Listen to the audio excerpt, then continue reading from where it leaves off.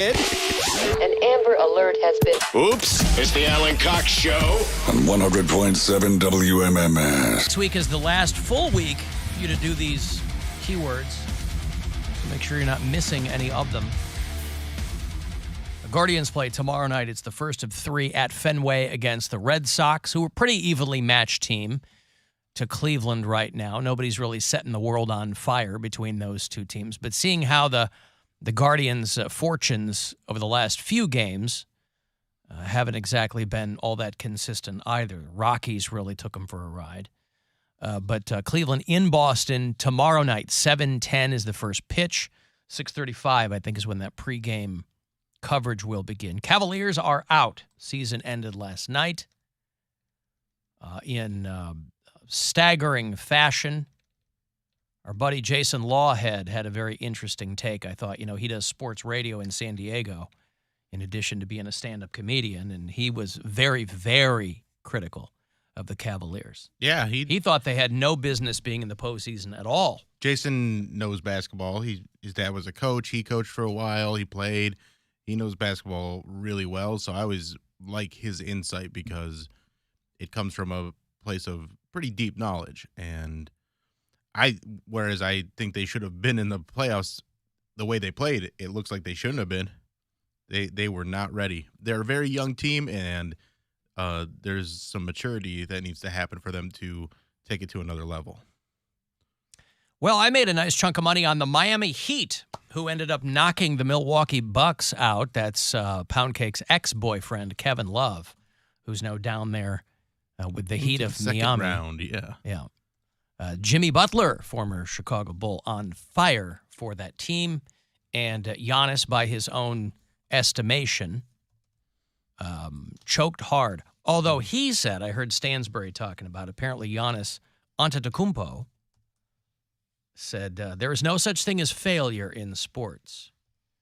So I don't know if he cracked that out of a fortune cookie, his post-game meal. I don't know. Yeah, I don't know about that. I feel like it's the I was reading it's the Heat become the sixth number 8 ever to advance past the number 1 seed. Beat the Milwaukee Bucks in 5 games. Put some geisha in my pocket.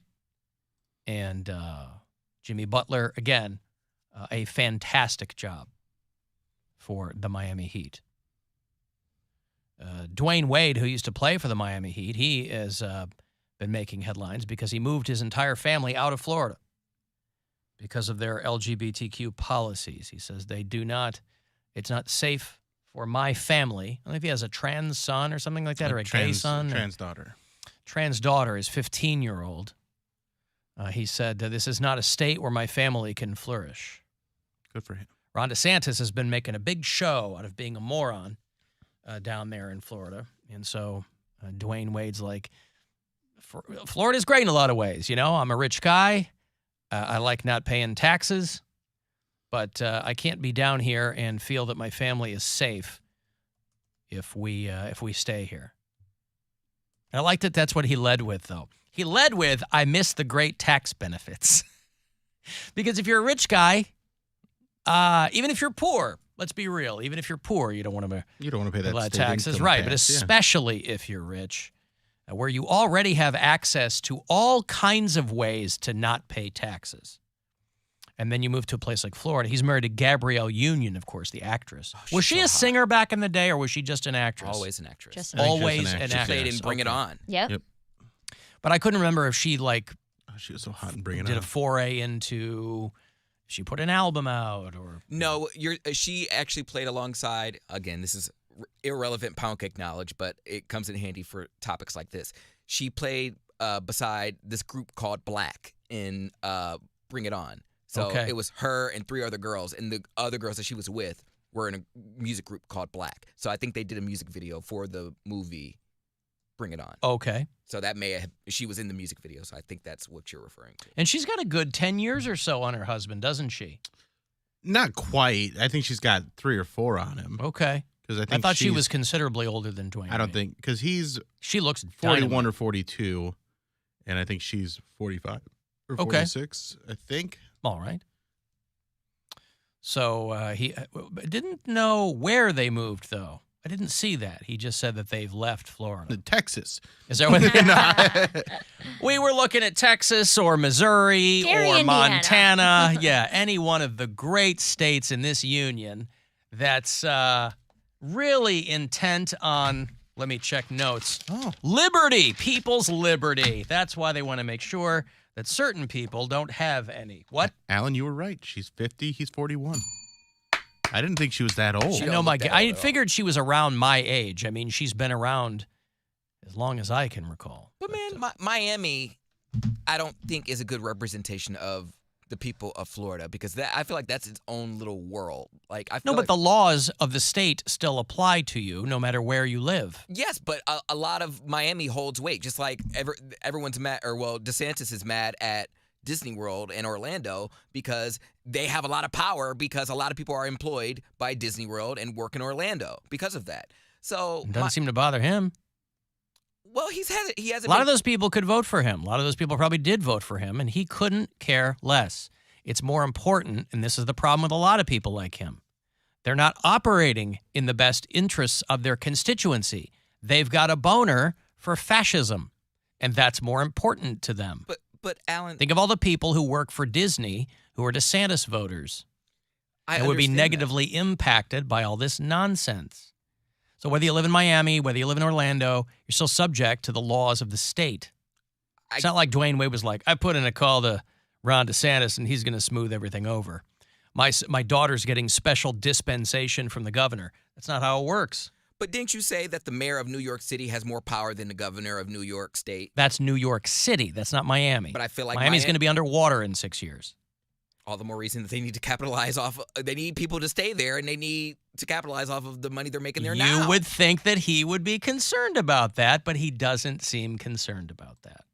Neither do Justin Timberlake and Tiger Woods. They're going in on some luxury residential condo community down there. Well, I don't listen to Justin Timberlake. He makes bad business. When he bought MySpace, I knew he was a bad businessman. Well, he wanted pennies on the dollar. Why doesn't Tiger Woods buy some hair? I'm serious. He's crazy rich. Why does it look at Tiger Woods here? I'll show you in the live stream. It's not Why good. Doesn't he buy some hair? It's a flex.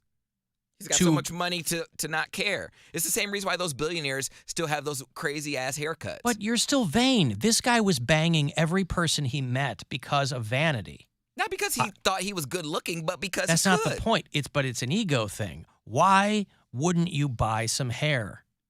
The money would be a drop in the bucket for him, and he'd look 100 times better. You did it. LeBron did it. But think why about the doesn't optics Tiger of that. Woods? I am thinking about the optics of having more hair. That's great optics. Everyone thinks they that run nonstop TV commercials for guys who don't have a 100th of the money Tiger Woods does to spend $15,000 on a Bosley rug. It makes him look like he has low self-esteem if he was to do something about it now. It makes it seem like he was obsessed with it, and it makes him look weak because he's like, yeah. Well, boy, you're reading a lot into this. The guy should just buy some hair. I think they market it like that. Like I think they market Tiger Woods like he's an everyman. Like every man struggles with, but he's a not thinning an hairline. everyman. He's a super. More relatable. How is a super rich black golfer an everyman? It makes him, that part makes him more relatable. Yes, he's got billions of dollars and he bangs everything that moves, but he still has a receding hairline like you. So buy his products. And so that's the one thing that makes him relatable. Absolutely. Basketball players, like the people watching LeBron James, they don't care about his hairline. They don't want to, black men. I'm not talking about other people. Wouldn't you just want more hair if you, He's a corporation. I think his people probably told him. That corporation should have more hair on the roof. Like people don't their want headquarters. People don't want bad teeth. He has beautiful teeth, but a lot of people are like, I don't have the money to get hair plugs, or it's too late for me to do the finasteride minoxidil. This is just what it is. So I think if they look at a guy like Tiger Woods, who's why isn't it a flex for you to have a receding hairline? Why isn't it a flex for me? You said it's a flex for Tiger Woods. Because don't you want to be an everyman? He has all the money. And he can still say, hey, because I have all this, I don't need, it wouldn't even be fair if I had a hairline. I don't need a hairline to be a complete person. I got money, I got the cars, I got the babes, and the career. Having a perfect hairline would just be unfair. Me, I'm still a work in progress. I don't have no money. Oh, you think that people do the personal inventory of their pros and cons? And Absolutely. You're like, I don't want people to be mad at me by having too much hair. I don't want to be too perfect because that would make me unrelatable and vain. Well, listen, maybe you're saving up for your own hairpiece, and $1,000 would go a long way to put some more follicles up there on your dome. So here's a chance to grab some money from the Buzzard bookie. Good luck. This is your chance to bet with the Buzzard Bookie and win $1,000 now. Enter this nationwide keyword at WMMS.com. Cash. That's cash. Enter it now at WMMS.com. It ain't easy being a kid. Now look at what you gone done did. Whoa, it's time for Kids Corner. Kids Corner. There's a town in Indiana. It's called Brownsburg. It's a town of about 28,000 people. It's a northwest suburb of Indianapolis. The hell on earth that is the Indianapolis metropolitan area. Brownsburg, Indiana. There are 5 teachers. Some teachers, a couple of administrators, I think. 5 people who are, at the very least, probably fired, and they're looking at criminal charges for having a special education student eat his own vomit. What? Come on. I always think of that line when Lisa becomes a vegetarian in The Simpsons, and she's asking the lunch lady, aren't you supposed to provide some vegetarian options? And she hands her a hot dog bun. It's full of bunly goodness. And Lisa goes, do you remember when you lost your passion for this work?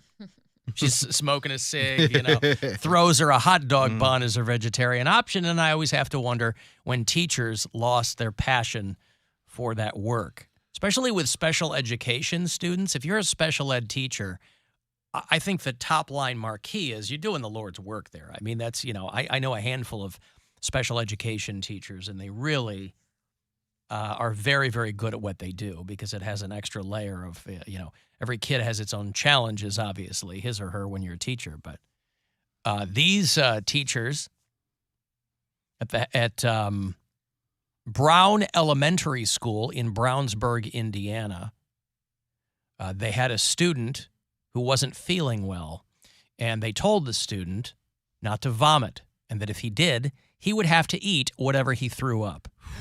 Dude. And so when it became very clear the kid was going to vomit for whatever reason, they threw a tray near him, and then another teacher handed him a spoon. And this is real life. Like, this really happened. What This kind is of insane. how far did they get? I just don't understand at what point some of these special education teachers felt kind of liberated to dehumanize their students, because there's a lot of these kinds of cases that end up being special education classes.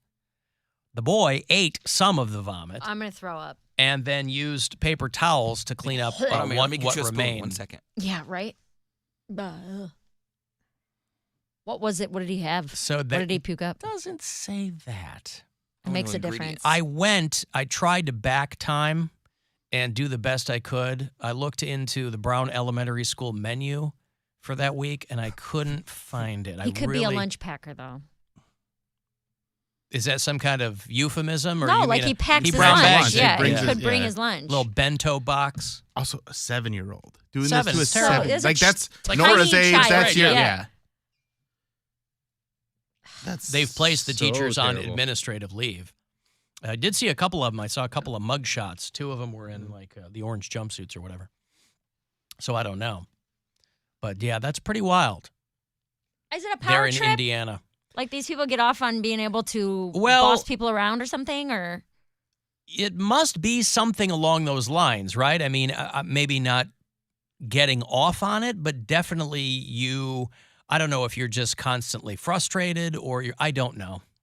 It's not easy being a teacher. I understand that. But these situations where you read about something like this, there's an uncomfortable number of them that are in special education classes. So I don't know. It's weird. I think I don't know those what it teachers is. should have to eat some vomit. yeah. I think every one of those, that kid's parents and all the kids in that school should all be able to puke in a bowl, and then those, and then those teachers have to eat the whole bowl. But what if one of those teachers, maybe that's their thing, right? I'm gonna take just a hunch that it's not. I don't think that's their thing, is eating vomit. Okay. If it is, then I guess they'll enjoy the punishment. But I doubt that they're into eating not just vomit, but like a bunch of vomit from several different people. Mary, you want to do it? Dude, I feel like I'm gonna puke right now. Like my chest is tight. Even just hearing about the story, but then like I don't even want to talk about it. Picturing like a spoonful going into your mouth. A kid, dude, that makes me want to cry. 7-year-old, like that makes yeah. me. That's so upsetting. I've got to take